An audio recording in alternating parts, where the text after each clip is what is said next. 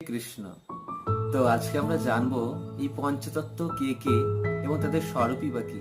তো শাস্ত্রে বর্ণনা করা হয়েছে, পঞ্চতত্ত্ব আত্মকম কৃষ্ণং ভক্ত রূপ স্বরূপকম ভক্তাবতারং ভক্তাক্ষং নমামি ভক্ত শক্তিকম। তো এই পঞ্চতত্ত্ব হচ্ছে ভক্ত রূপ, ভক্ত স্বরূপ, ভক্ত অবতার, ভক্ত এবং ভক্ত শক্তি।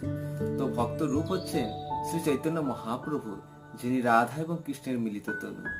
দ্বিতীয় ভক্ত স্বরূপ হচ্ছেন শ্রীমন নিত্যানন্দ প্রভু, ব্রজেন্দ্র নন্দন যেই শচীসুত হইল সেই বলরাম হইল নিতাই, সেই বলরামই নিত্যানন্দ প্রভু।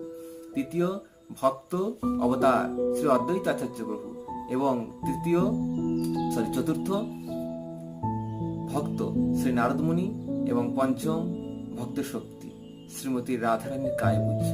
এই পাঁচজন হলেন পঞ্চতত্ত্ব এবং তাদের স্বরূপ।